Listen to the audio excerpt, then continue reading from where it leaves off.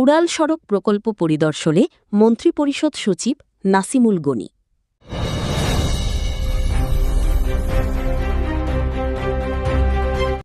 জামালগঞ্জ উপজেলার হালির হাওর সহ বিভিন্ন এলাকায় চলমান উড়াল সড়ক ও ভৌত অবকাঠামো উন্নয়ন প্রকল্পের কাজ পরিদর্শন করেছেন মন্ত্রিপরিষদ সচিব নাসিমুল গনি। শুক্রবার সকালে সুনামগঞ্জ জেলা সফরের অংশ হিসেবে তিনি সাচনা ইউনিয়নের কুকরাপশি থেকে ধর্মপাশা উড়াল সড়ক এবং সংশ্লিষ্ট অবকাঠামো উন্নয়ন প্রকল্প এলাকা ঘুরে দেখেন। পরিদর্শনকালে তার সঙ্গে ছিলেন মন্ত্রিপরিষদ সচিবের একান্ত সচিব মাহবুবুর রহমান, সুনামগঞ্জের জেলা প্রশাসক মোহাম্মদ মিনহাজুর রহমান, অতিরিক্ত জেলা প্রশাসক সার্বিক মতিউর রহমান খান, জেলা নির্বাহী প্রকৌশলী এলজিইডি মোহাম্মদ আনোয়ার হোসেন, জামালগঞ্জ উপজেলা নির্বাহী কর্মকর্তা শিল্পী রানী মোদক, জামালগঞ্জ থানার অফিসার ইনচার্জ ওসি মোহাম্মদ বন্দে আলী, উপজেলা প্রকৌশলী এলজিইডি আনোয়ার হোসেন সহ সংশ্লিষ্ট কর্মকর্তারা। দীর্ঘদিনের প্রত্যাশিত এই উড়াল সড়ক প্রকল্পকে হাওরবাসীর স্বপ্ন পূরণের অন্যতম মাইলফলক হিসেবে দেখছেন স্থানীয়রা। তাদের মতে প্রকল্পটি বাস্তবায়িত হলে বর্ষা মৌসুমে যোগাযোগের দুর্ভোগ অনেকাংশে কমবে, শিক্ষা, স্বাস্থ্যসেবা ও কৃষিপণ্য পরিবহনে নতুন গতি আসবে।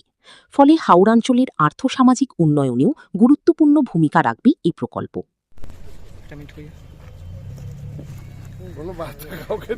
আমরা তো যাই দীর্ঘদিনের আর ড্রাই সিজন আসলে দেখতে দৃশ্যমান হবে আর কি কাজ। এখন তো স্টেকইয়ার্ড নিয়ে এসেছে ঠিকাদার, আমাদের 1 এবং 2 অর্থাৎ এখান থেকে কাজে দেওয়া যে অংশটা, এই 2 অংশের ঠিকাদার অলরেডি ডিপ্লয় হয়ে গেছে এবং এই কাজ বর্ষার পরেই পানি নেমে গেলে ব্রিজগুলো হবে, পাশাপাশি মাটির কাজ চলতে থাকবে। আর স্টেকইয়ার্ড নিয়ে এসে ওখানে ম্যাটেরিয়ালস মজুত করতে, সেখানে ব্লকগুলো তৈরি হবে।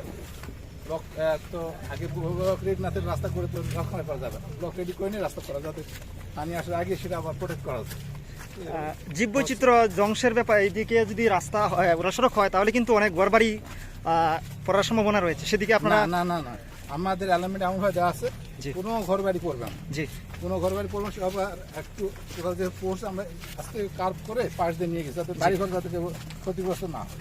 এর পাশাপাশি জামালগঞ্জের যে ইয়ে হচ্ছে ওই মডেল মসজিদ হচ্ছে জি বান্নানঘাট রোডে, ওখান থেকে শুরু করে একটা সুরমা ব্রিজ আসছে, এই যে কামলাবাদ এখানে আসে লাগবে, এটা 2200 মিটার চেনে লাগলে তখন আর জামালগঞ্জের ওই পাশে যে 3টা ইউনিয়ন উপজেলা পরিষদ হাসপাতাল যা আছে এগুলো ডিস্ট্রিক্টের সঙ্গে ওয়েল কানেক্টেড হয়ে যাবে। আর আপনাদের এটা হয়ে গেলে ধর্মপাশা কানেক্টেড হয়ে যাবে, তখন আপনার নেত্রকোনা বা ময়মনসিংহ যাতায়াত সহজ হয়। জি জি, থ্যাংক ইউ স্যার।